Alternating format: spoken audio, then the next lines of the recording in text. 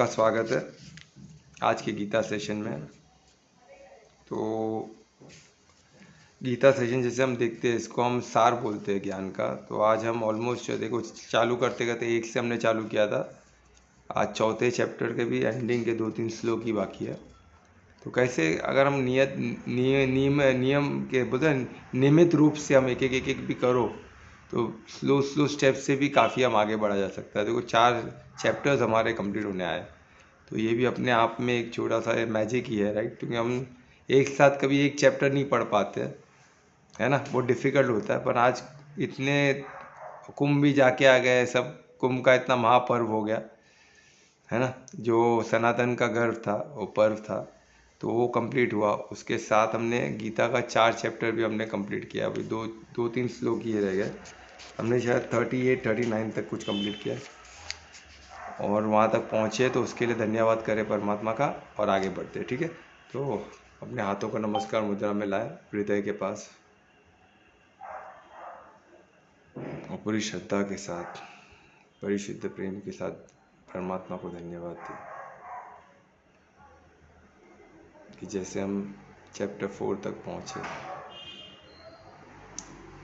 आपके साथ, आपके आशीर्वाद के साथ उसी तरह आगे के चैप्टर भी हमारे मददगार बने, हमें ज्ञान एकदम सरल रूप से हम इसको ऑब्जर्व कर सकें और हमारे नियमित कर्मों में इसका उपयोग कर सकें और जीवन को ज्ञान स्वरूप बनाए और हम फ्यूचर के गोपिका बने और कृष्ण का आह्वान करें। फिर से एक बार परमात्मा के आशीर्वाद के साथ उनका धन्यवाद करते हुए हाथों का दर्शन करें। तुम तो हम श्लोक चैप्टर 4 के 38 या 39 तक हम पहुंच गए थे। तो इसमें हम दिव्य ज्ञान, जो चैप्टर 4 दिव्य ज्ञान पे, तो हमने कैसे दिव्य ज्ञान को जाना। जो संबंध, दिव्य ज्ञान क्या है? आत्मा का परमात्मा से संबंध, कैसा संबंध है वही हम जान रहे हैं। तो उस तक कैसे, फिर हमने आत्मा तक की जर्नी 3rd चैप्टर तक की थी, आत्मा का तक पहुंचना कितना ज़रूरी है। उसके बाद चैप्टर 4 में आत्मा से परमात्मा के जो संबंध है ना, संबंध रहेगा तो ये कनेक्शन होगा। योग यानी क्या होता है? कनेक्शन। और कनेक्शन जिससे संबंध, जिसके बारे में जानते हैं, जिससे एक संबंध होता है उसी से योग होता है। संबंध ही नहीं है तो काय का योग? जो हम जो जानते ही नहीं, एग्जिस्ट करता है नहीं करता, हमको पता ही नहीं, है ना, तो उधर योग नहीं पॉसिबल है। तो आपको समझना चाहिए। इसलिए कोई भी चीज़ से आप योग करते हो, जब प्रकृति से योग करते हो तो प्रकृति से हमारा संबंध क्या है? क्या संबंध है? क्या हमारा शरीर प्रकृति है और हम प्रकृति, इस शरीर के चालक है, तो प्रकृति से हमारा संबंध हो गया। तो वो हिसाब से हमको योग करना होगा। तो ऐसे हर चीज़ को समझना होगा, है ना। अभी बोलेगा बाकी का पेड़ पौधे, इनसे क्या संबंध है? ये प्रकृति का हिस्सा है ना, हमारा शरीर प्रकृति का हिस्सा है। तो पेड़ पौधे सब प्रकृति के, हमको सबको साथ में लेके चल रहा हो। अगर हमने पेड़ का नुकसान किया तो आज नहीं तो कल हमारे शरीर का हमने नुकसान कर दिया, जो आज नहीं तो कल हमें दिखेगा। अभी नहीं मालूम पड़ता, हमको लगता है पेड़ कट रहे हैं, हमारा क्या जा रहा है। अरे पेड़ बिलोंग्स टू प्रकृति और हमारा शरीर भी प्रकृति को है।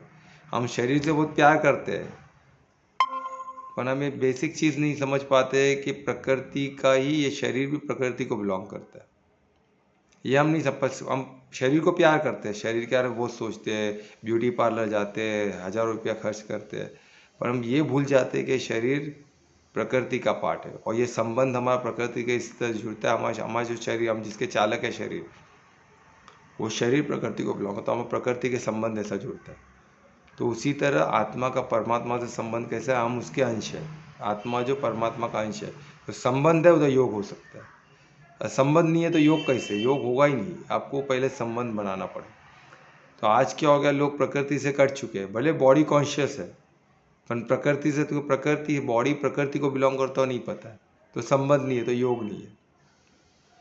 तो हमको क्या करना पड़ेगा? पहले संबंध को स्थापित करना पड़ेगा। तो प्रकृति का कैसे संबंध है हमारा? क्योंकि हमारा बॉडी प्रकृति को बिलोंग करता है, तो हमारा संबंध जो, अभी योग करोगे तो हमको क्या मालूम पड़ेगा? हर पेड़ प्रकृति का है, तो हम पेड़ काटेंगे, हमारे बॉडी को नुकसान होगा। क्लियर, एकदम क्लियर।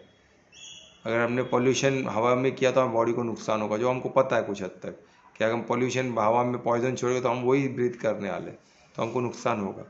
तो उसी तरह पेड़ काटना, अननेसेसरी गाड़ी में घूमना, व्यर्थ के पोल्यूशन का, जो ग्लोबल वार्मिंग बढ़ रहा है तो बॉडी को नुकसान होगा ही। तो उनके प्रकृति, बॉडी बिलोंग्स टू प्रकृति। और योग, इसलिए योग करना है कि हम सबको, इसलिए योग शास्त्र में क्या है, योग दर्शन में क्या है, इंक्लूसिव है। प्रकृति के हर एक चीज़ को संबंध रखते, उससे कनेक्ट होकर कार्य करते हैं। हम योग में रहते हैं, हर एक के साथ, प्रकृति के साथ, परमात्मा के साथ हम कनेक्ट रहते हैं। और ये योग से क्या होता है, हम एक सिंक्रोनाइज वे में काम करते हैं। और जब हम सिंक्रोनाइज वे में काम करते हैं, सबका मंगल होता है। तो ये चीज़ को समझना है, ठीक है। तो हम ये तो हम इसमें 38 में क्या कहते हैं, 38 में हमने ये जाना कि दिव्य ज्ञान का फल क्या है, परिपक्व, जैसे जो फायदा हमें योग से मिलता है, जो परिपक्व फल मिलता है योग दर्शन में जानने के बाद, उसको जीवन में उतारने के बाद, तो दिव्य ज्ञान जानने से भी वही परिपक्व फल मिल गया, समझो इतना पावरफुल है दिव्य ज्ञान। और भक्ति की सिद्धि भी दिव्य ज्ञान है। तो इसमें श्लोक 38 इसका प्रमाण है। तो हमने जो किया था कल के रिकॉर्डिंग में आपको मिल जाएगा। और 39 इसको एक कदम आगे लेके आते हैं कि जो भी श्रद्धा से वही समर्पित जो कार्य करे, पहले समर्पण, किसको दिव्य ज्ञान मिल सकता है, जो समर्पित खुद को करता है। फिर सेकंड क्या था, समर्पित करने के बाद क्या करना पड़ता है,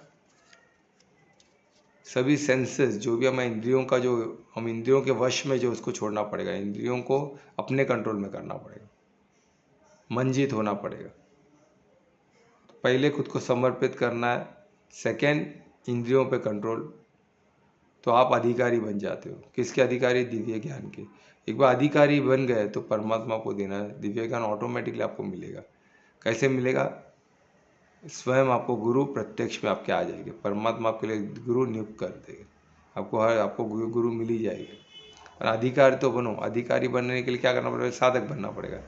और एक साधक ही खुद को समर्पित कर सकता है, बिगैर साधक समर्पित करना बहुत डिफिकल्ट। आप बोले मैं ऐसे ही कर लूँगा, नहीं होता है, वो डिफ़िकल्ट है, क्योंकि आप ये नहीं कर सकते हो, वो नहीं कर सकते हो, डिसिप्लिन ना नहीं सकते हो, तो कुछ नहीं होगा। साधक यानी डिसिप्लिन पर्सन, कमिटेड पर्सन, संकल्पबद्ध पर्सन, तो वो ही कर सकता है। साधक बनना सीखो, साधक बहुत इंपॉर्टेंट है बनना। और कभी साधक पे हम डिस्कस करेंगे, साधक कैसे, तो मैं साधक भी बनना, लाइफ बने रहना चाहता हूँ, क्योंकि साधक का कभी हम डिटेल में करेंगे तो आपको पता चलेगा साधक बनने के कितने फ़ायदे है ना। और साधक बनने से क्या क्या आपको प्राप्ति हो सकती है ना, जो वो एक बार वो बहुत वंडरफुल जर्नी होगा। वो उसके लिए ये सब चीज़ को, कर्म को समझना, धर्म को, ये सब ज़रूरी है। थोड़ा बहुत उसका करते हुए हम आगे बढ़ेंगे, ठीक है। तो श्लोक 39 तक हमने किया था, अब श्लोक 40 पे चलते हैं। श्लोक 40 में जिसने बताया, इसमें अभी कृष्ण अर्जुन को कैसे टटोलते, हर इससे, हर एंगल से बताते। वो उनको ये बताते कि अभी जैसे इग्नोरेंट पर्सन, जो इग्नोरेंट पर्सन है वो क्या करता है, वो डाउट करता है। किस पे डाउट करता है, अपने स्क्रिप्चर्स पे डाउट करता है, हर वो चीज़ पे डाउट करेगा जो उसको कंफर्ट जोन से बाहर निकाले। तो हमको क्या करना है, पहले कंफर्ट जोन से बाहर निकलना पड़ता है। और कंफर्ट जोन से बाहर वो इंसान नहीं, कंफर्ट जोन यानी क्या होता है, जो हम कर रहे हैं बस वही सही है, वो कर रहे हैं ना भाई, अभी कर रहे हैं ना, अब इसको चेंज मत करने बोलो, इसी में क्या करने का बोलो, ये मैं जो कर रहा हूँ उसी में रह के, इसी सीमा में मेरे को क्या करने का बोलो। कंफर्ट जोन को वहाँ से बाहर निकलने डरते, जैसे वहाँ से बाहर निकल जाएगा उनका नुकसान हो जाएगा। उनके दिमाग में एक बैठ गया, ये हर एक का होता है, कंफर्ट जोन से बाहर निकल, जो हम कर रहे हैं वो रूटीन में रहना है, वो रूटीन के अलावा कुछ नहीं करना है।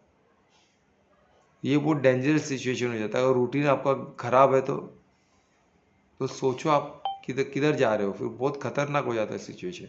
इसलिए रूटीन में मत फंसो, आपको ये देखना है कि क्या मैं कर्म धर्म में चल रहा हूँ, क्या मेरे कर्म बराबर है, क्या मैं साधक हूँ, क्या मेरा गति जो है परमात्मा की तरफ है, ये सब देखना है। वो हिसाब से अपने कर्म को ढालना है, अपने पूरे जीवन को, जीवन शैली को उस तरफ लेके आना है। तो आपका क्या होगा, आपका मंगल होगा।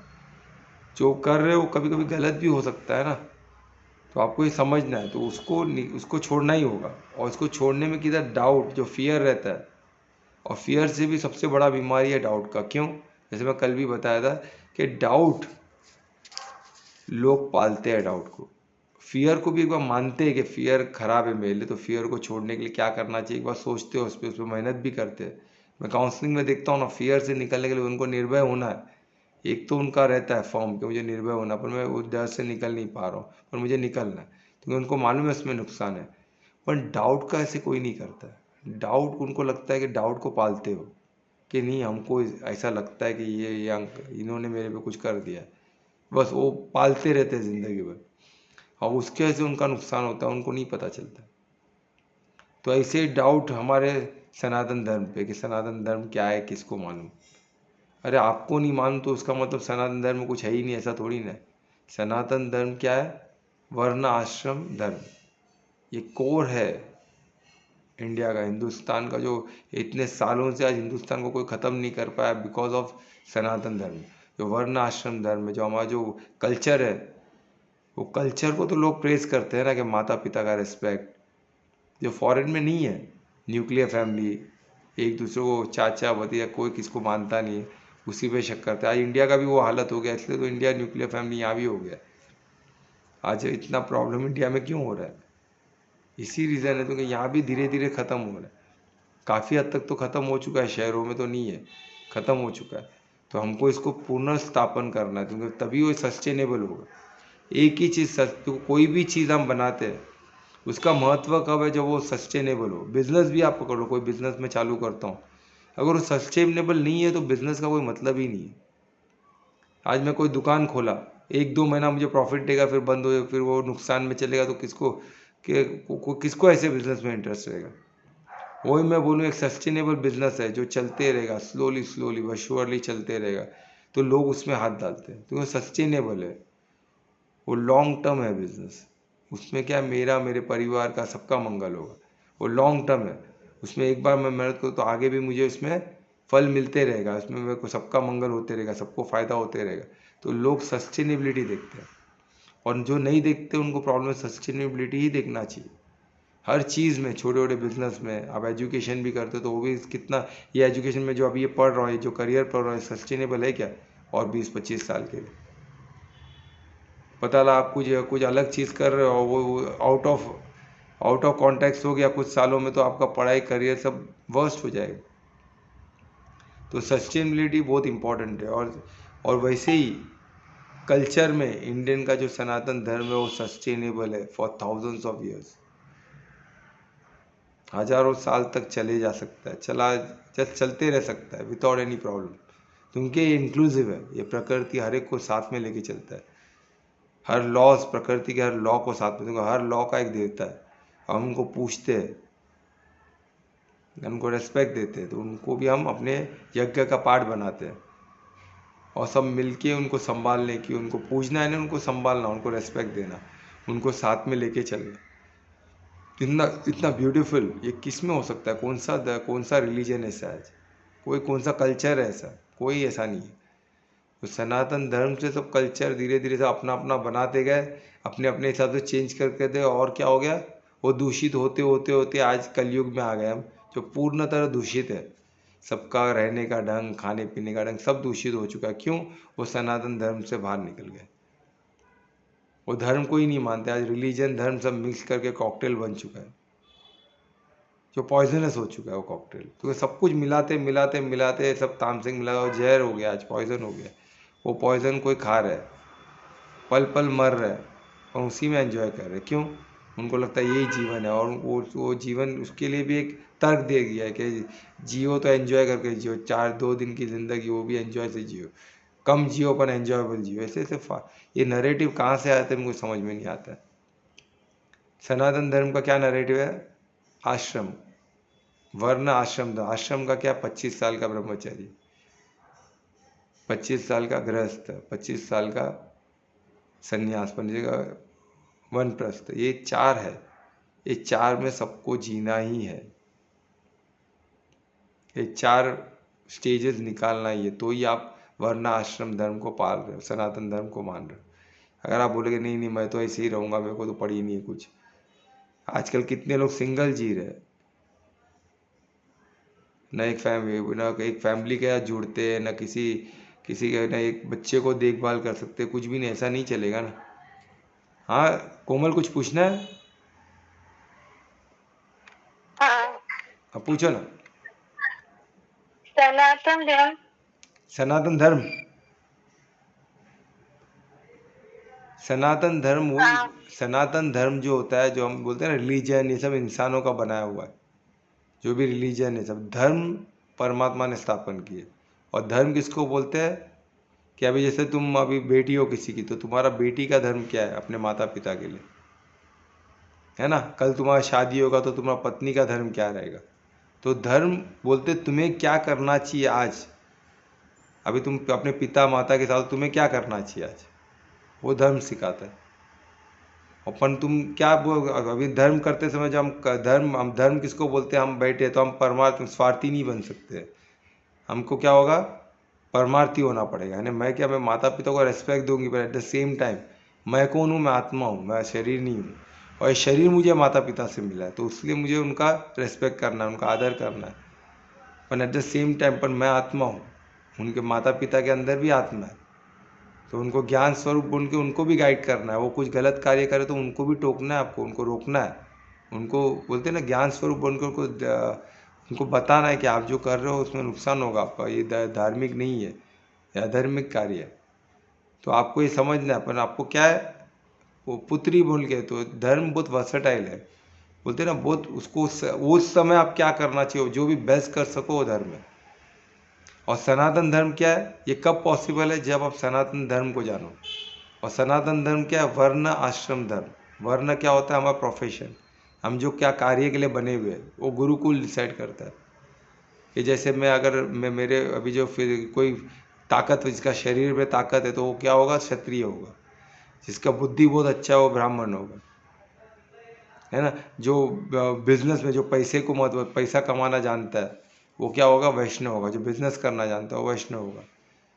और चौथा कौन सा? जो भक्ति में, प्योर भक्ति में, जो परमात्मा को ऐसे ही मान रहा है। ब्राह्मण परमात्मा को डायरेक्ट नहीं मानेगा, वो बोलेगा भाई मेरे को मान तो पड़े, मैं गीता को डायरेक्ट क्यों, मैं पढ़ के दूंगा तब मानूंगा।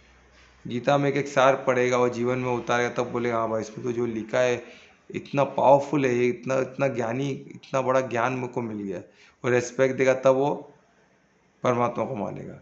जो शक्तिशाली आदमी का ताकत से, जब ताकत ही सब कुछ मानेगा, जब वो देखेगा इतना ताकत के बाद भी परमात्मा तो वो तो सर्व सबसे ताकतवर है ना। उनसे ज़्यादा शक्तिमान कोई है ही नहीं, तब वो मानेगा। और तीसरा जो पैसे वाला, जो पैसे को मानता है, वो बोलेगा धन ही सब कुछ है। पर परमात्मा हर चीज़ के स्वामी तो परमात्मा है, तो उनसे बढ़कर तो कोई हो ही नहीं सकता है। तब वो मानेगा कि मैं कितना भी कमा लूँ, तो परमात्मा तो सबके स्वामी है, मैं स्वामी नहीं बन सकता हूँ। मैं उनका, तो मैं उनको एक्सेप्ट करता हूँ। पर शूद्र कौन है? जो एकदम प्योर सोल है। वो क्या बोलेगा? आप गीता है तो गीता को सब मानते हैं, मैं वो भी मान लेगा। उसको बोले कुछ समझे नहीं, वो गुरु बोल देगा ये कर तो कर देगा। वो हर अपना लीन हो जाएगा, हरे कृष्णा मंत्र में ही लीन हो जाएगा, उसको कोई जानने की ज़रूरत नहीं है। प्योर सोल है। तो ये तीनों को मिलके शूद्र की रक्षा करनी, तो ये इतना ब्यूटीफुल बना है। और आश्रम कैसा है? बचपन में जैसे हम 25 साल तक हम गुरुकुल में रहते हैं, गुरुकुल में गुरु से ज्ञान लेते हैं, बस 25 साल तक वही करना है, ज्ञान लेना है, सब कुछ सीखना है। और 25 के बाद गृहस्थ, यानी शादी होना, बच्चे पैदा करना, बच्चों को संभालना, वो सब इसमें आता है। फिर तीसरा कौन सा है? वानप्रस्थ, वानप्रस्थ की तैयारी। फिर बाद में संन्यास, चौथा सब कुछ छोड़ के अकेले रहना, है ना। तो ये चार, ये सब सिस्टम है। और हर एक का सिस्टम का घर बनाया गया, हर एक सिस्टम के लिए, हर चीज़ के लिए, हर आश्रम के लिए जगह बनाया गया था। और हर वर्ण के लिए पोजिशंस है, कार्य दिया गया है। वो इस तरह से वो सिस्टम चलता था, और बहुत पावरफुल सिस्टम था। उसमें क्या है, वो सालों साल चले आ रहा था। तो इसमें गड़बड़ हो गई तो सब लुप्त हो गया। ठीक है। तो ये धर्म उसको बोलते हैं सनातन धर्म। सनातन धर्म कोई रिलीजन नहीं है, वो एक जीने का तरीका है। तो ये हमें पता होना चाहिए। हमको क्या है, आज नैरेटिव चलाते हैं हम, मेरा धर्म बड़ा है, वो धर्म है ही नहीं। धर्म तो एक ही है, धर्म अधर्म, सही गलत, बस बाकी कुछ नहीं है। सही जो है धर्म माना जाएगा, जो गलत है उसको अधर्म माना जाएगा। बाकी रिलीजन में भी अधर्मिक अधर्मिक लोग हैं, पर रिलीजन सब इंसान का बना है। उसका ज़्यादा 3,500-4,000 साल के पहले कोई रिलीजन नहीं था, कोई जाति पात था ही नहीं। ये सब 3,500 या 4,000 साल के बाद ही आया हुआ, उसके पहले कुछ नहीं था। उसके पहले सिर्फ धर्म अधर्म था, बस सनातन धर्म था, उसके पहले कुछ नहीं था। तो ये चीज़ का हमको ज्ञान होना जरूरी है। कोई हमारे से कोई बात करेगा तो ऐसे फालतू बात सुनना ही नहीं है। कोई बोले ना ये ऐसा कैसा, कोई अपने भगवान देवी देवता हमारे को सुनना ही नहीं है। कोई सुन बोले भाई मेरे को पता है, और मेरे को पता भी नहीं तो मेरे को ऐसे लोग पता है जिनसे मैं पूछ लूँगी, आपसे ज्ञान नहीं चाहिए मेरे को, जय राम जी बोल के यहाँ से निकल जाने का। फालतू लोग से कुछ अपने देवी देवता के बारे में कुछ न सुनने का, अच्छा बुरा कुछ सुनने का ही नहीं। हमको अज्ञानी लोग से हमको ज्ञान चाहिए ही नहीं, स्पेशली अधर्मी लोग से तो चाहिए ही नहीं। अधर्मी लोग से तो ज्ञान हमको, हमारे देवी देवता का हमें कुछ सुनना ही नहीं हमको, क्योंकि वो गलत ही बोले, कोई अच्छा बोल ही नहीं सकते, है ना। ये चीज़ समझना है। तो यही चीज़ तो अभी समझ में आ गया कोमल, तो आगे बढ़ते हैं। तो श्लोक 40 में यही दिया कि डाउट, आदमी, मैं देख रहा हूँ लोग फियर से डरते हैं, निर्भय होना चाहते हैं, और होते भी है कुछ लोग, पर डाउट को नहीं छोड़ते। संशय, जो संशय है ना, डाउट यानी संशय, संशय करना हर चीज़ पे। गीता पे संशय करो, कोई अच्छा चीज़ बोल रहा है तो उस पर संशय करो, इसका क्या फ़ायदा है।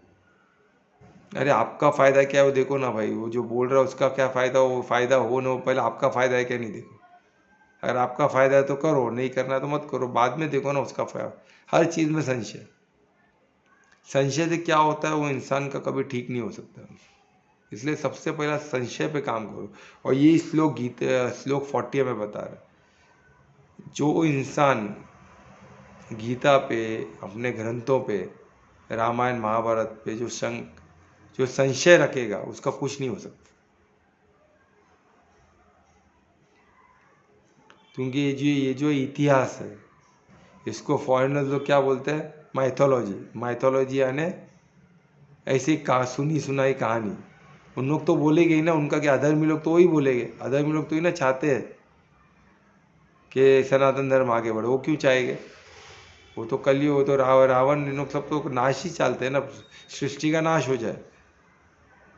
उन लोगों को अज्ञानी लोग से क्या उम्मीद कर सकते हैं। उन लोग खुद भी खड्डे में गिरेंगे, सबको लेके खड्डे में गिरेंगे। पर हमको तो ऐसा नहीं करना। हमको ये जो सृष्टि किसने बना, परमात्मा बना है, तो हमको इस सृष्टि को बचाना है, क्योंकि हम परमार्थी है, हम धर्म पे चलने आए लोग हैं। हमें परमार्थी बन के हमको परमात्मा का कार्य करना, हमको इस सृष्टि को बचाना है, ये प्रकृति को प्रकृति के मददगार बनना है। तो हम इन लोगों की तरह नहीं चल सकते, तो हमारा कोई मैच ही नहीं है उनके, तुलना ही नहीं है। हम परमात्मी है, वो स्वार्थी है, स्वार्थी परिवार्थी, उन लोग उसी में फंसे रहते हैं। हम तो ऐसे नहीं है ना, तो हमको उनका कोई मैच ही नहीं है, कोई तुलना ही नहीं है। ठीक है, तो हमको क्या करना है, सबसे पहला संशय से बचना है। संशय किस पे, धार्मिक लोगों पे, ग्रंथों पे, उन पे संशय नहीं करना है, बिल्कुल 1% का भी संशय नहीं करना। एज अ साधक आप उसको लेके अपने जीवन में उतारो, फायदा है तो करो, नहीं फायदा तो मत करो, पर संशय मत करो। क्योंकि हमारे में क्या है, सनातन धर्म में योग दर्शन में बहुत तरीके हैं परमात्मा को पाने। अभी देखिए ना, योग में क्या, ग्रंथ, अभी ज्ञान योग है, जप योग है, मंत्र योग है, कितने तरीके परमात्मा तक पहुंचने के लिए। क्योंकि हमको हमारे ऋषि मुनि को पता था कि हर इंसान अलग है, सबको अलग अलग मार्ग पसंद है, तो उन्होंने अलग अलग मार्ग ढूंढा हुआ है। आप कोई भी मार्ग से परमात्मा तक पहुंच सकते हो। तो बहुत वर्सेटाइल है हमारा धर्म, सनातन धर्म। तो इसमें सबका क्या, पांचों उंगली जैसे शरीर की नहीं रहती, जैसे उनको पता है पांचों, हर इंसान शरीर का नहीं है, सबको अलग अलग तरीके से ज्ञान समझेगा, अलग तरीके से वो जीना चाहेंगे, पर वो सब धार्मिक होना चाहिए। तो क्या होगा, वो कोई भी रास्ते चलो परमात्मा की तरफ पहुँचेगा। तो ये चीज़ में बताया गया। तो क्या है, जो इंसान संशय किया तो उसका क्या, उसका, और क्या, अर्जुन भी संशय कर रहा है ना। आज कृष्ण सामने खड़े बोल रहे हैं उसको, लड़ तो भी वो संशय कर रहा है कि मैं कैसे लड़ूं, सामने मेरे भीष्म पितामह है, मेरे भाई लोग हैं, मेरे गुरु है, तो गुरु के सामने लड़के पाप तो ही ना करूँगा। यानी इतना अज्ञानी की तरह बात करना चालू कर दिया उसने। वो ये भूल गया कि उन लोग अधर्म के साइड खड़े हैं, वो भूल ही गया। यही अर्जुन जो वॉरियर है बहुत बड़ा, वो पहले वॉर को जाता था, कुछ सोचता नहीं था, सीधा तीर लेके एक साथ सबको मारना चालू करता। कितने वॉर वो जीत चुके थे, कितने, तब उसको दिखा नहीं सामने कि कौन है, क्योंकि क्या है, तभी सब अपोनेंट थे ना, अपने नहीं थे।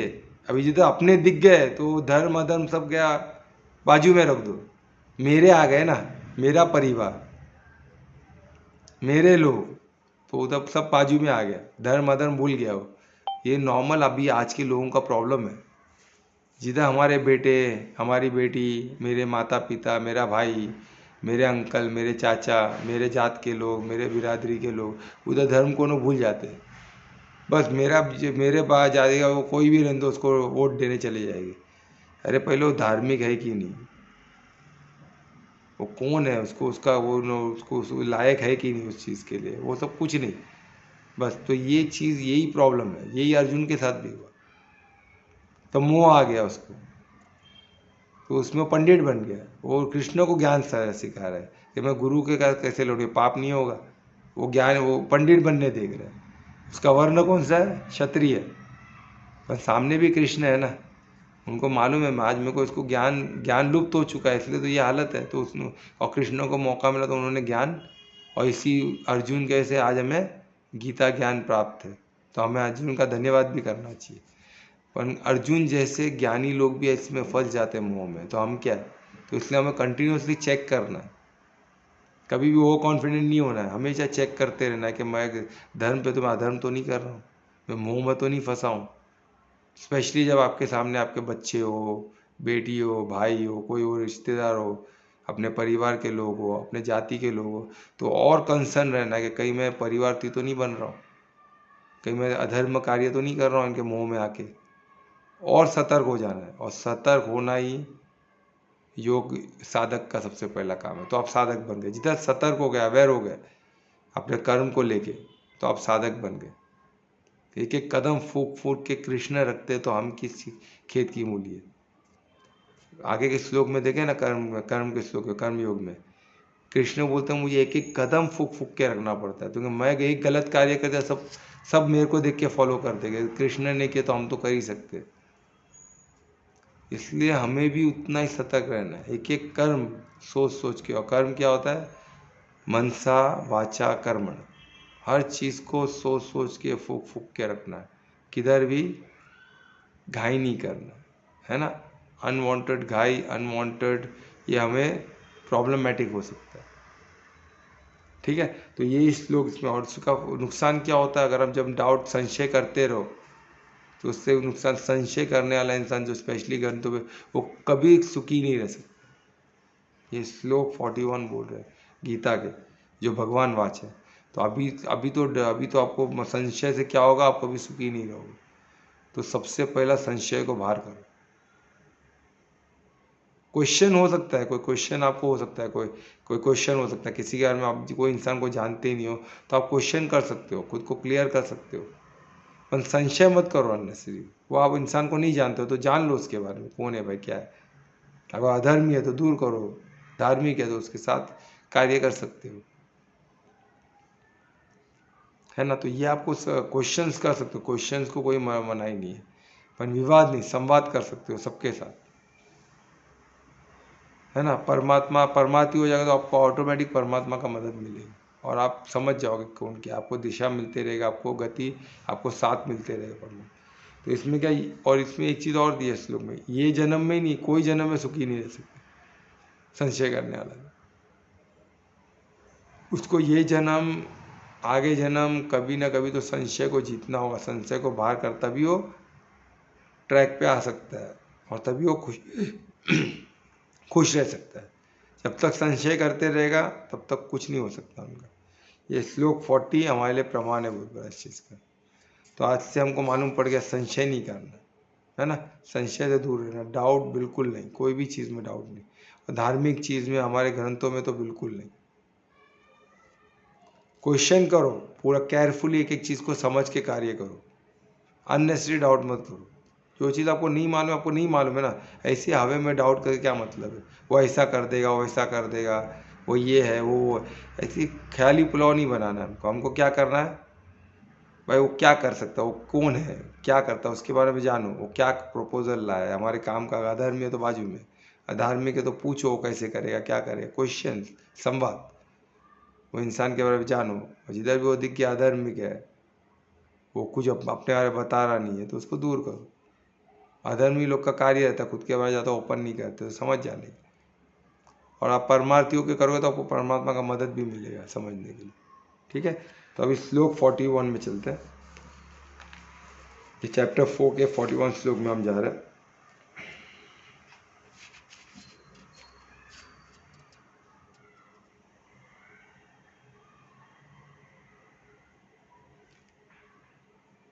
इसमें बता रहे हैं जो योग कर्म योग में जुड़ते हैं, यानी क्या होता है कर्म योग, क्या हम योग से जुड़ते हैं, यानी कैसे कनेक्शन परमार्थ होकर कोई कार्य करते हैं।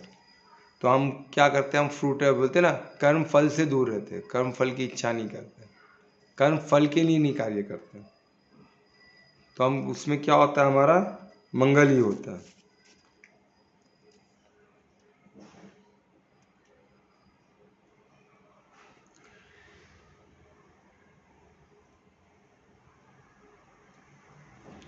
इतना ब्यूटीफुली दिया देखिए इसमें, जो कर्म करते, कर्म करते समय क्या करते हैं, कर्म योग, पहले हम योग में परमार्थी बन के कार्य करते हैं।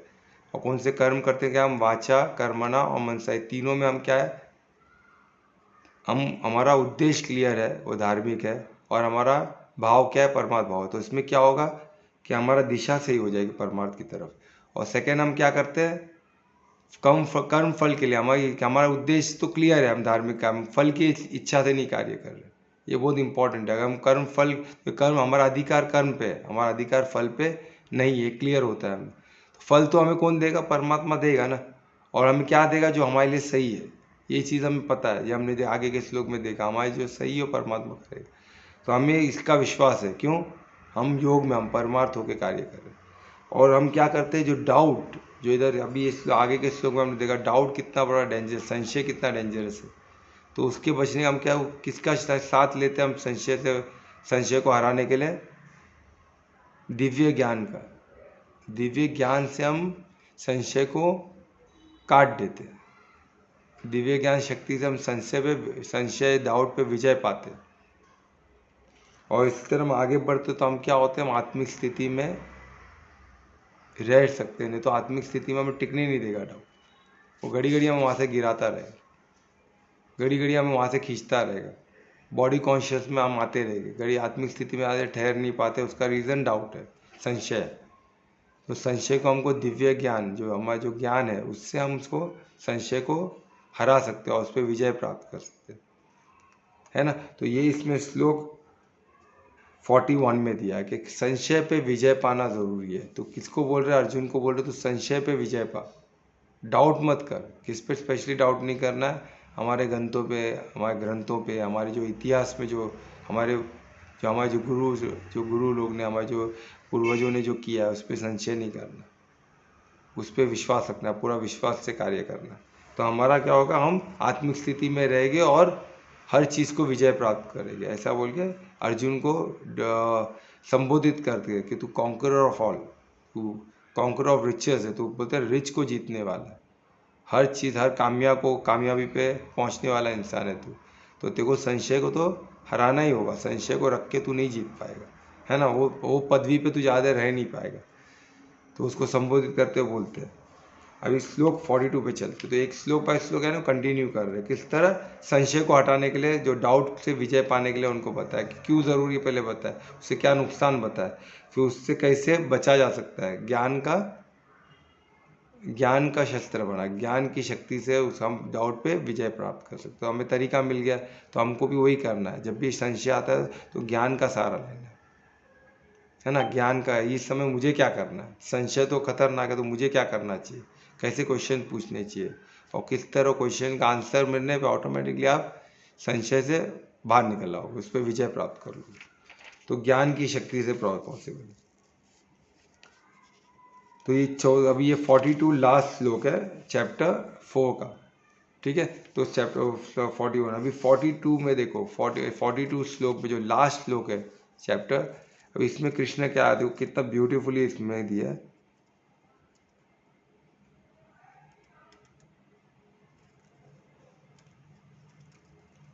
बहुत ब्यूटीफुल इसमें दिया है कि अभी अर्जुन को डायरेक्ट संबोधित करके बोल रहे हैं कि जो संशय तेरे दिल में जगह बना ली है, वो काय के लिए, अज्ञानतावश तेरे दिल में संशय ने जगह ले ली है। तो उसको तू क्या करना है, उसको शस्त्र, अभी इससे अज्ञानता व उसका शस्त्र क्या हो सकता है, संशय का शस्त्र क्या होता है, तीर तो नहीं हो सकता ना। उसका शस्त्र क्या, ज्ञान रूपी शस्त्र के साथ उसको घात करते हुए तुम्हें उससे बाहर निकलना होगा और युद्ध लड़ना होगा, उठ के खड़े हो।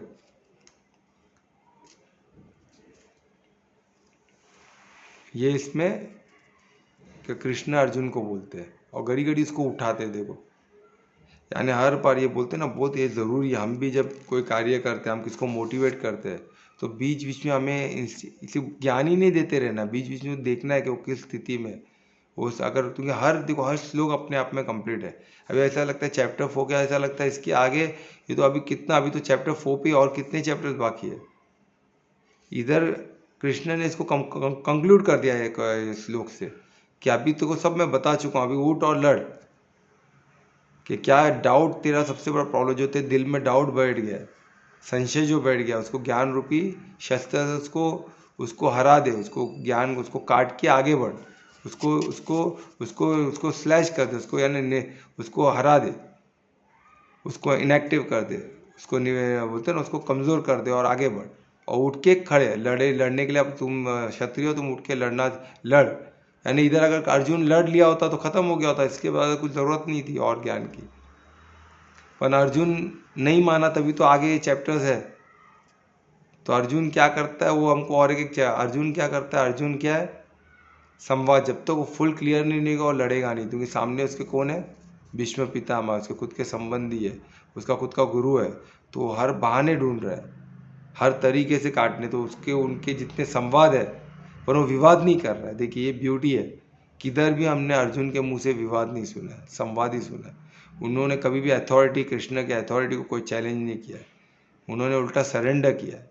तो ये हमको समझना है, जब भी हम किसी के साथ बात करते तो हमको संवाद करना है। अगर हमने किसी को सीनियर मानना है, उससे बात कर दो, एक संवाद में आना है हमको, है ना। उसकी अथॉरिटी उस पर डाउट नहीं कर देना कि वो कि तो उसके क्या लालच है, उसका ये बोलने से पहले कुछ लालच होगा इसका, इसलिए वो बोल रहा है। फिर उसको बोलते तुम इसके आदमी हो, तुम उसके आदमी हो। ऐसा होता है ना, कभी हम हमारे प्राइम मिनिस्टर की तारीफ करते तो लोग क्या बोलते हैं, अरे तू तो बीजेपी का हो गया, तू तो आरएसएस का हो गया, तू तो उनका चमचा हो गया। अरे ये कोई बात हुई क्या? अरे कोई, मैं एक प्राइम मिनिस्टर का एक खूबी की बात कर रहा हूँ तो मैं चमचा बन जाऊँगा उसका? ऐसे अधर्मी लोग का यही कार्य है। वो तो हमको वैसी चीज़ में नहीं फंसना है। वो किधर ने भी अर्जुन वैसे करते हुए नहीं दिखे। उन्होंने क्या किया, अथॉरिटी मानी, वो खुद सरेंडर हुए, कृष्ण को अपना गुरु माना, क्योंकि वो साधक है। उन्होंने देखा परमात्मा उनको कृष्ण के मुख में दिख रहे, तो वो मानना चालू किया, क्वेश्चन संवाद चालू किया, उसको सब आंसर मिलते गए। क्यों? क्योंकि स्वयं अभी वो अधिकारी हो गया अर्जुन, तो परमात्मा खुद स्वयं कृष्ण के मुख से अर्जुन को ज्ञान दे रहे। देखो कितना ब्यूटीफुल है। जो कृष्ण बोल रहे हैं हमें, वो भगवान वाच क्यों है? क्योंकि जो परमात्मा चाहते वही तो है, कुछ अलग थोड़ी ना। परमात्मा ने खुद बोले ना कि तुम अधिकारी बन जाते हो, तो अर्जुन अधिकारी बन गया, तो कृष्ण के मुख से उनको ज्ञान मिल रहा है ना, उनको वो मददगार बन रहे हैं ना, उनको सपोर्ट, उसको संभाल रहे हैं। ये तो इतना क्वेश्चन पूछने के बाद भी क्यों उनको संभालते? क्योंकि वो अधिकारी है, इसलिए उसको कृष्ण परमात्मा घड़ी घड़ी उसको उठा रहे कि उठ और लड़। यानी यहाँ तक का भी हर श्लोक कंप्लीट है अपने आप में। एक श्लोक को भी हम समझ गए तो हम जीत गए, पर अभी अर्जुन नहीं समझा है, तो हमको चैप्टर 5 मिला है। और चैप्टर 5 क्या है? कर्म संन्यास योग। देखो कितना ब्यूटीफुल है। अभी हमने कर्म योग देखा, अभी इधर कर्म संन्यास योग, यानी कैसे कर्म और संन्यास को हम अलग मानते हैं ना, तो इसलिए अभी कर्म में संन्यास योग कैसे होता है। इतना ब्यूटीफुल ये चीज़ है। ये मैं एज ए साधक के हिसाब से बता रहा हूँ, किसी को थोड़ा अलग लग सकता है। आप बोलोगे 5th चैप्टर तो सर कर्म योग है, कर्म संन्यास योग है ही नहीं। पर एज ए साधक मैं इसको कर्म संन्यास योग बोल के देता हूँ। हम लोग का जो साधक का ग्रुप है उसमें इसको ऐसे मानते हैं हम लोग। और ये मैं उस तरह आपको समझाऊंगा, इसमें मेंशन श्लोक में वही मेंशन है, तो वो उसी तरह हम देखेंगे, ठीक है, एज ए साधक देखेंगे। अभी तक हमने चैप्टर 1 में क्या देखा? विषाद योग। चैप्टर 2 क्या था? सांख्य योग। चैप्टर 3 कर्म योग। और चैप्टर 4 दिव्य ज्ञान योग था, जो ज्ञान योग था, ज्ञान योग, और वही दिव्य ज्ञान पे था, है ना। तो ये 4 चैप्टर कंप्लीट हुए, सब अपने आप में कंप्लीट है ना। हमको हर श्लोक में हमको लगता है ना, अरे इतना कुछ है इसमें, तो कंप्लीट है, ये जान लिए तो हम ऐसे करेंगे तो हम जीत जाएंगे। वाकई में जीत जाओगे। अर्जुन, हाँ बोलो। मेरा क्वेश्चन है। हाँ बोलिए ना कमलेश जी। हाँ, तो सिंस अर्जुन को तो सारा दिव्य ज्ञान मिला, ठीक है, उस टाइम पे, और उसके बाद जब युद्ध हुआ है, महाभारत खत्म हुआ, तो वो तो दिव्य लोग चले गए, ठीक है। बट जो अर्जुन को ज्ञान मिला, तो वो ज्ञान ऑब्वियसली उन्होंने अपने सक्सेसर मतलब आगे वाली पीढ़ी को दिया होगा। Right Correct? राइट, गुरु शिष्य परंपरा से चले आ रहे हैं। तो अगर ये ज्ञान सबको उस टाइम पे मिला और उस टाइम पे धर्म अधर्म तो नहीं था, फिर भी 5000 साल पहले जो ज्ञान परम ज्ञान मिला था, वो मिलने के बाद भी हम 5000 साल बाद इतने बुरी परिस्थिति में क्यों?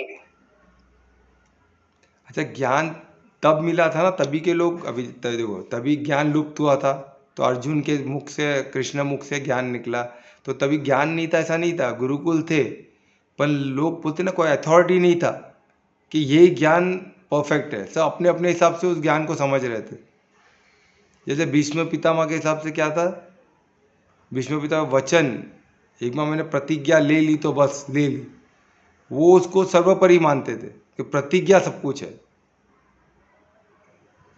कर्ण क्या बोलता, कर्ण के लिए क्या था, दोस्ती सब कुछ है, उसने मुझे राइट टाइम पे, मेरे दोस्त ने मुझे मदद किया, मैं दोस्ती नहीं छोड़ सकता हूँ, दोस्ती सब। युद्ध होने के बाद जब सब खत्म हो गया, उसके बाद तो एक ही गीता थी ना, एक ही ज्ञान था। तो वही मैं बता रहा हूँ।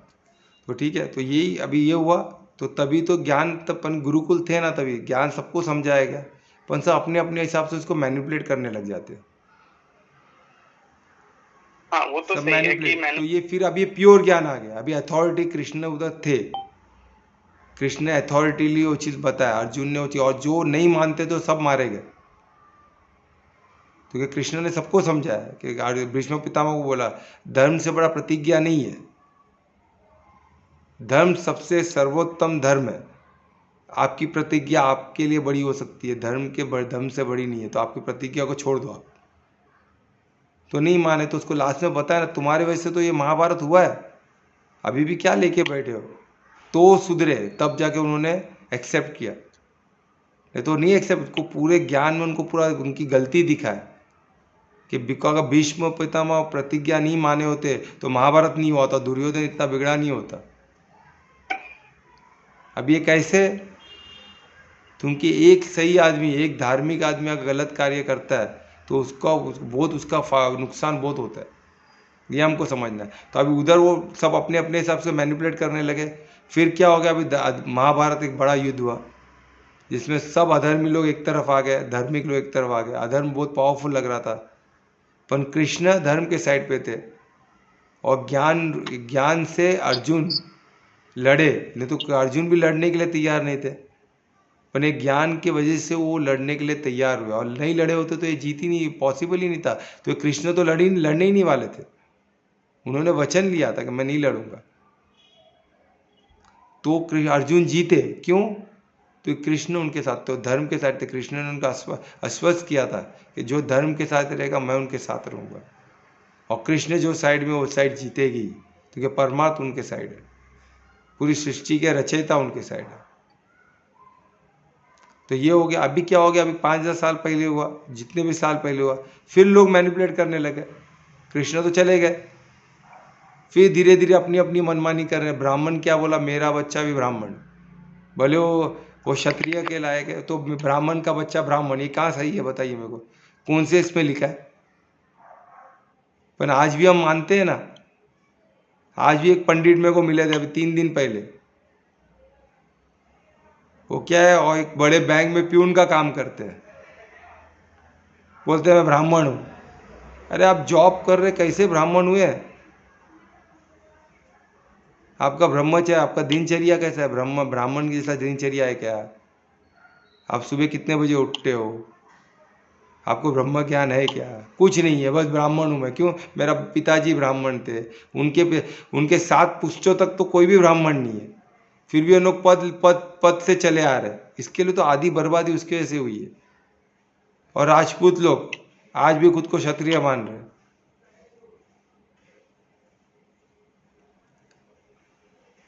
पूरे बर्बादी करके रख दिए सब, पूरे सब जन के मिलजुल के, कोई एक से एक हुए नहीं, सब वॉर हारते गए, और आज हमको बोल रहे कि हम राजपूत हैं, हम राजपूत। अरे राजपूत पहले बनो तो सही, क्षत्रिय तो बनो पहले, मिलिट्री में जाओ, वो सब नहीं, बिजनेस कर रहे हो और क्षत्रिय है, ये सब ये क्या, पूरा मैनिपुलेट होते होते ये हालत हुआ है। गुरुकुल सब बर्बाद हो गए, गुरुकुल किधर गए, आज सनातन धर्म का मजाक बना के रख दिए। आज हिंदू लोगों से, जो हिंदू लोग हैं, जो सनातन खुद को धर्म को मानने वाले लोग हैं, उनको बोले तो उन लोग बोलते हैं वो सब धर्म एक ही है ना। इतना बड़ा बेवकूफ़ी, सब धर्म एक कैसे हो सकता है भाई? धर्म अधर्म होता है, ये रिलीजन कहाँ से धर्म बन गया है? इतना बेसिक जिसको अंडरस्टैंडिंग नहीं है, उनको आप बोलोगे कि उनको ज्ञान है ही नहीं, तो ज्ञान लुप्त हो चुका है। जो नालंदा यूनिवर्सिटी जला है ना, 6 महीने तक जल रहा था यूनिवर्सिटी, सब कुछ भस्म हो चुका है। कितने मंदिरों को तोड़ दिया, आज भी कृष्ण की मूर्ति और स्टेप के नीचे है। आज भी अधर्मी लोग हावी है हम पे, क्योंकि हम उनकी सुनते हैं। हम अभी भी बोलते हैं धर्म सब एक ही है, ऐसे नहीं करना चाहिए, वैसे नहीं कर। अरे धर्म कब से एक हो गया? धर्म एक, धर्म सब एक नहीं होता। धर्म सिर्फ धर्म होता है, अधर्म बाकी सब अधर्म होता है। तो अभी ये लुप्त हो गया। क्यों लुप्त हो गया? कभी आप बताओ, लास्ट में बच्चों को कब हम गीता पढ़े पूरा, बताइए कब हम समझे, कब हमने जीवन में उतारा? हमको ये देखना हमने किया क्या, हमारे पूर्वज ने, कितने लोग ने आपको गीता समझाया बताइए? कितने आपके माता पिता, आपके दादा दादी ने, कितने लोग ने गीता को महत्व दिया है बताइए? रामायण को महत्व दिया है? नहीं दिया, बिकॉज हम गुलामी में रहे हैं ना। वो बैंड ही था, तो गुरुकुल को हटा दिए, गीता का पढ़ाई को बैंड लगा दिए। अभी अभी सब निकल रहा है बाहर, अभी सब खुल रहा है, अभी सब अलाउड हो गया। अभी अभी गीता पे आप पीएचडी कर सकते हो। अभी नरेंद्र मोदी आने पे वो ओपन हुआ है। मुझे एमए योगा करने के लिए राजस्थान जाना पड़ा, क्योंकि बॉम्बे यूनिवर्सिटी में एमए पे योगा है ही नहीं, बाकी सब पे है। उर्दू में आप कहाँ से कहा सकते हो, जर्मन में आप क्या एमए कर सकते हो, हर चीज़ में कर सकता हूँ, पर योगा में नहीं कर सकता हूँ, तो है ही नहीं हमारा। क्यों? योगा में क्यों नहीं? योग दर्शन से बढ़कर कुछ है क्या दुनिया में? योग दर्शन सबसे महत्वपूर्ण है, उसी को नेग्लेक्ट किया गया। क्यों? उसके पीछे एक बहुत बड़ा सोची समझी साजिश है। तो ये हमको समझना है। हम इसको छुपाते रह गए, अलग अलग तरीके से उसको जस्टिफाई करते रहे, तो नहीं होने वाला है कार्य। ये फैक्ट है कि ये हमने खुद के हाथों से अपने पैर पे कुल्हाड़ी मारी। जब हम क्या होते हैं ना, हम जब हमारा खुद का परिवार आता है ना, हम लालच में आ जाते हैं, हम मोह में आ जाते हैं, तब हमको ज्ञान हम भूल जाते हैं। हमारा परिवार आता है, ज्ञान भूल जाते हैं। जब दूसरे को लेकर हम ज्ञान सुनाते हैं, और जहाँ परिवार आ जाता है ना, उधर ज्ञान सब बाजू में। मेरा परिवार है ना, मेरा बेटा है ना भाई, उसको क्या के लिए, वो ब्राह्मण ही रहेगा ना, उधर ज्ञान सब भूल जाते हैं। तो भाई वो ज्ञान के हिसाब से चले गए, तो इसको शूद्र बना दिया, तो कल कोई ये तो कुछ इसको तो कोई, ये तो डायरेक्ट भक्ति में, ये तो कुछ पढ़ना नहीं चाहता, कुछ नहीं सब करना चाहता है, तो क्या करूँ मैं? अरे पर शूद्र तो सबसे अच्छा है ना, शूद्र कैसे गलत हो गया? 4 वर्णों में कोई भी गलत नहीं, शूद्र तो सबसे बेस्ट है। ये तीनों वर्णों को शूद्र का ख्याल करना है। क्षत्रिय शूद्र को बचाएगा और सबको प्रोटेक्ट करेगा, शूद्र को ही प्रोटेक्ट करेगा। ब्राह्मण शूद्र को पढ़ाएगा, सबको पढ़ाई दिखाएगी, जिम्मेदारी, हेल्थ की जिम्मेदारी ब्राह्मण की है। वैष्णव हर एक पैसे का पुरोड़ा, हर एक स्पेशली शूद्रों को पैसे का पुरोड़ा करेगा, उनके खाने पीने का सब देखभाल करेगा। शूद्रों को ही रिस्पॉन्सिबिलिटी हो, तो भक्ति में डायरेक्ट लीन है। ये तीनों की रिस्पॉन्सिबिलिटी हो जाती है। तो ये ज्ञान किसको समझ में, सब अपने अपने हिसाब से चलेगा तो नहीं होने वाला है। वही तो बात है। आज भी आप ये किसी को बोलो शूद्र यानी प्योर है, कितने लोग मानेंगे बताओ ये चीज़ को? आप मानते हो क्या? आपने सुना, आपका ये सुना है ऐसा? कोई मानेगा इस चीज़ को?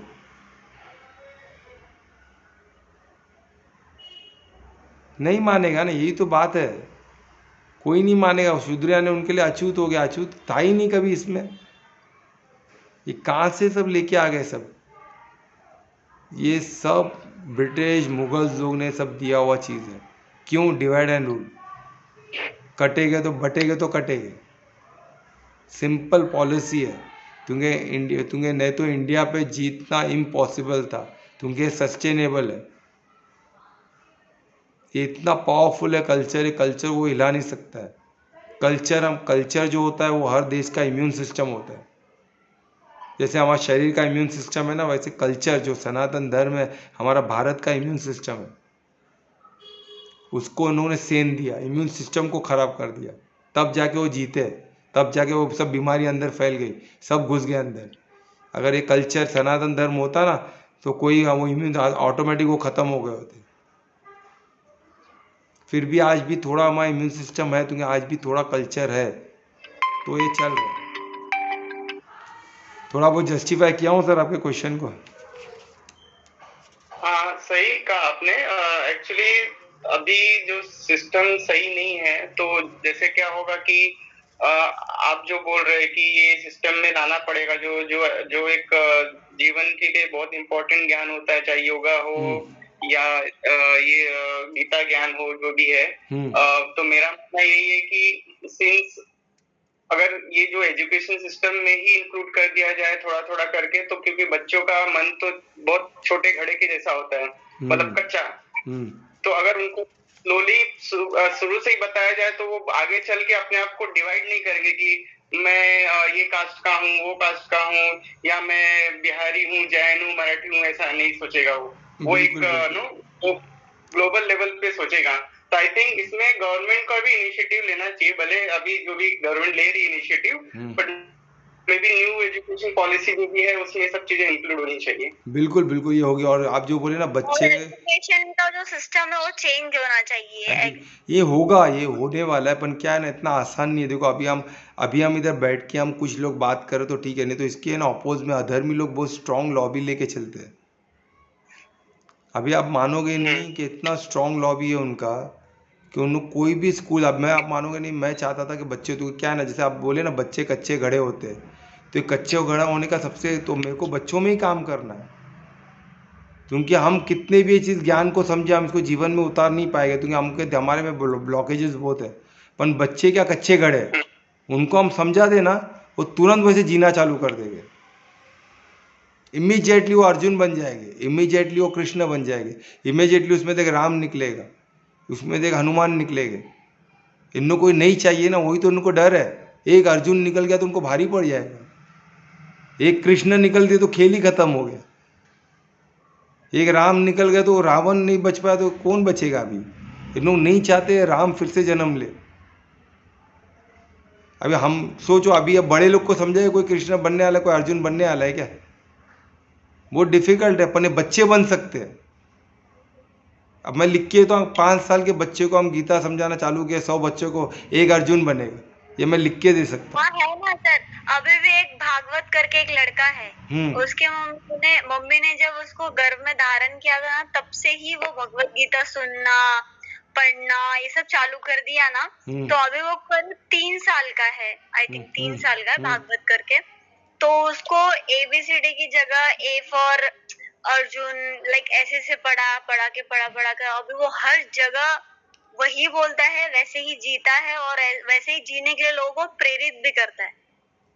अरे बराबर, देखो ये गीता के पर इसमें से वर्ण कौन सा, वर्ण कौन डिसाइड करेगा उसका? मैं 100 बच्चे क्यों बोला? तो ये जब 100 बच्चे में से 10 ब्राह्मण रह गए, 10 क्षत्रिय रह गए, 10-20 वैष्णव रह गए, और बाकी के सब शूद्र रह गए, प्योर रह गए, जो नॉर्मल, जो भक्ति में डायरेक्ट लीन हो जाएगा। पर मेरे को 10 क्षत्रिय चाहिए, इसलिए मुझे 100 बच्चों पे काम करना है। 10 ब्राह्मण चाहिए, जो उसमें से एक, और उसमें 10 में से अर्जुन रह गए, शिवाजी महाराज जैसे रह गए। इन लोग कहाँ जाएंगे? इन लोग अधर्मी लोग सब भाग जाए। शिवाजी महाराज का नाम आज भी सुनते तो उन लोग की रोंगटे खड़े हो जाते। अभी संभाजी का मूवी निकल गया तो हम तो देखे ना, तभी हमारे क्षत्रिय ऐसे हुआ करते थे।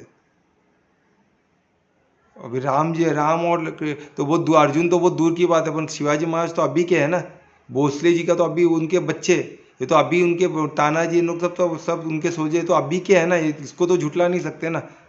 वो अकेले इतने लोगों को कैसे भारी पड़े? क्योंकि वो उनको ट्रेनिंग शिवाजी महाराज ने दिया था सनातन धर्म के हिसाब से। और इसका ये मैं नहीं कह रहा हूँ, यूएस में कोई किंग था जो यूएस मिलिट्री को हराया। उन्होंने बोला मैं शिवाजी महाराज के पॉलिसी पे चल के मैंने हराया यूएस मिलिट्री को। Can you believe that? ऐसे ऐसे हमारे पास ये ज्ञान है, इसको कौन यूज करेगा? हाँ, ऐसे क्षत्रिय बनने के तरीके, जहाँ फिजिकल पावर इतना अटूट आता है, विल पावर इतना स्ट्रांग होता है कि चट्टान को काटने की शक्ति आती है, अकेला अहमद खड़ा रह सकता है। वो फौलाद, वो बोलते ना, वो विल पावर कहाँ से जनरेट करेगा? वो सनातन धर्म देगा, वो हमारे यहाँ गुरुकुल देगा। 100 बच्चे ला लो 5 साल के, देखो 5 साल से जब तक 21 साल के हो गए, उसमें 10 क्षत्रिय रह गए, वो भी ऐसे क्षत्रिय, शिवाजी महाराज, अर्जुन ऐसे निकलेंगे, तो इन लोग क्या जाएंगे किधर? यही तो इन लोग का डर है सबसे बड़ा। एक शिवाजी महाराज नहीं संभल गए बाबा, इधर 1 लाख बच्चे में 25 शिवाजी महाराज निकल गए, 25 अर्जुन निकल गए, तो हम लोग किधर भागेंगे? उन लोग का हवा टाइट हो जाता है सोच के साथ ही, इसलिए तो उन लोग नहीं चाहते। हमको ये चीज़ समझ में नहीं आ रहा है, उनका डर यही है। तो हमको क्या करना है? हमको ये बच्चों को हमको पढ़ाना है, बच्चों पे। तो इसलिए हम, जब मैं बाहर निकला, जब देखा स्कूल में मैं पढ़ा हूँ, तो स्कूल में आधे स्कूल तो 80% 70% स्कूल तो क्रिश्चियन मिशनरीज लोग चला रहे। इतना डेंजरस सिचुएशन है। तो मैं सोचा चलो हम जो अनाथ आश्रम रहते हैं ना, उधर कार्य करते हैं। अनाथ आश्रम के बच्चे तो हमारे ही है, उनके माँ बाप तो है नहीं उंगली करने के लिए, भाई ये मत करो वो मत करो, वो तो बेचारे अनाथ बच्चे हैं, उन पे कार्य करते हैं। उनके वो हमारे बच्चे बन जाएंगे, उनको हम कराएंगे। उधर गया तो उधर भी 90% क्रिश्चियन मिशनरीज लोग चला रहे हैं, एंट्री नहीं देते। सोचो ये हालत में इंडिया है, बच्चों पे तब तो उन लोग कार्य कर रहे हैं। आपके बच्चे भी क्रिश्चियन स्कूल में पढ़ रहे हैं, आप क्या उम्मीद रखोगे? फिर बोलोगे कि वो सनातन धर्म को नहीं समझ रहे, गीता नहीं समझ। क्यों समझेंगे? कोई हिंदू फेस्टिवल भी सेलिब्रेट नहीं होता अच्छे से, नहीं होता है, वो तो नाम के लिए। अब तो अभी बीजेपी आई तो जबरदस्ती कुछ भी सेलिब्रेट करते हैं उन लोग। बाकी उन लोग का जो वो दिखाने के लिए माँ बाप के सामने हैप्पी दिवाली करेंगे, फिर पीछे क्लासरूम में क्या करेंगे? Crackers is so pollution, my goodness. अन्य शिवलिंग में पानी तो अननेसरी वेस्ट ना, you can give that milk to some poor people ना, बोलेगा right. So much flowers getting wasted on that idol which cannot move, which cannot talk, sheer waste of time and energy। तो बोलेगा बराबर है, सब बराबर लगेगा उसको। तो उसको मालूम ही नहीं ना बेस क्या है। हम उनके पास भेज देते हैं ज्ञान के लिए, अरे पढ़ाने के लिए किसके पास? अब राक्षस के साथ बैठ जाओगे तो राक्षस ही बन के निकलेगा ना आपका बच्चा। एक बार तो सोचो, अधर्मी लोग राक्षस है, उनके पास बैठो राक्षस ही बन के निकलेगा। आप उम्मीद है, हो ही नहीं सकता है कि वो देवी कुल का बन के निकले। माता पिता देवी कुल, पढ़ाने भेज दिए राक्षस के पास, तो उसके गुण राक्षस के हो गए। शरीर देवी का शरीर देवी देवता का गुण का दिख रहा है, कुल का दिख रहा है, पर पूरे गुण राक्षस गुण है। क्यों? क्योंकि भाई पढ़ा है गुरुकुल में डाले राक्षस। तो हमको ये समझना है, इसको इतना इंडिया को बर्बाद करने का पूरा इन लोगों ने आज से नहीं सालों से प्लान चल रहा है। ये तो मुगल लोग आए तो भी कुछ उखाड़ने कुछ कर नहीं पाए, इतने सालों से लड़ रहे थे। तो फिर ब्रिटिश लोग घुसे तो भी नहीं जम रहा। अभी ये 100-150 साल में इंडिया को उन्होंने घात किया है। तो उसके पहले किधर हो रहा था? शिवाजी महाराज भी रोक के रखे थे ना इनको। ये 300 साल में बर्बाद किए इन्होंने जो किए। उसके पहले भी काफ़ी लोग थे जो लड़ पा रहे थे, जो सही थे। तो ये हमको सोचना है। तो इसलिए हमको क्लियर रहना है कि हमको क्या करना है। तो अभी हमको क्या करना है? अपने बच्चों को पहली बात तो क्रिश्चियन मिशनरी स्कूल से बाहर निकालो, और दूसरे माता पिता को प्रेरित करो कि उसमें से बाहर निकालें। सर टाइम हो गया। हाँ, 10 हो गए ऑलमोस्ट। तो हम कल चैप्टर 5 करेंगे, और ये क्वेश्चन हम लेके फिर से नेक्स्ट टाइम लेते हैं। तो हमको क्या करना है? सिर्फ पहले क्रिश्चियन मिशनरी स्कूल से निकालना है हमको अपना स्कूल। देखो आज गुरुकुल है, हिंदू गुरुकुल बहुत खुले है बहुत। मैं जानता हूँ, मैं गुरुकुल से काम भी कर रहा हूँ, गुरुकुल के साथ। जो स्वामीनारायण का गुरुकुल है हैदराबाद में, पनवेल में है। वैसे और गुरुकुल खोले, पर वो गुरुकुल क्या फ्यूजन वाला है, थोड़ा फील ज़्यादा है, क्योंकि बोर्डिंग भी है उसमें, और उसका भी तरीका है। हम उसको और देखेंगे किस तरह उसको और अच्छा सस्ता कर सके और वायबल कर सके बाकी स्टूडेंट के लिए। ठीक है, गवर्नमेंट को हम फोर्स करेंगे कि हमको गुरुकुल चाहिए, ये सब पॉसिबल है, पर हम यूनाइटेडली कर सकते हैं। एक आदमी का बस की बात नहीं है। हम अपने इधर अभी जैसे गोरा में मैं सोच रहा हूँ कि इधर आयुष गुरुकुल एक करके चालू करूँगा जी। 1-1 घंटे के लिए लोग बच्चे को अपने भेजे, भले किधर भी पढ़े, पर 1 घंटे के लिए तो आके पढ़ के जावे। तो वैसे हम हर जगह में 1 घंटे के लिए 2 घंटे के लिए, मैं अब कोई किधर जगह मिलता तो बोलो मैं आके पढ़ाऊँगा बच्चों को 1 घंटा, हफ्ते का 1 घंटा, बहुत वो भी बहुत फ़र्क पड़ेगा। किसके पास भी जगह हो, किधर भी 10 बच्चे भी आते तो हम आके पढ़ाएंगे, ऑनलाइन पढ़ा सकते हैं। बच्चे ऑनलाइन आजकल पढ़ना जानते हैं, ऑनलाइन में आज बच्चे पढ़ लेते, सीख लेते, ये बहुत बड़ा भी हमारे पास पावर है ऑनलाइन का। ठीक है, तो हम करते वैसा। तो कौन कीर्तन करेगा? और कुछ क्वेश्चन है तो हम कल लेते हैं क्वेश्चन, ठीक है, कल 9 बजे। और कुछ कीर्तन कौन करेगा आज?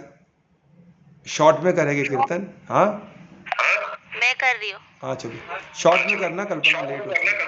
हाँ हाँ शॉर्ट ही है। हाँ चलो। हरे कृष्णा। हरे कृष्ण। मेरी आपकी कृपा से सब काम हो रहा है, मेरी आपकी कृपा से सब काम हो रहा है। करते हो तुम कन्हैया, करते हो तुम कन्हैया, मेरा नाम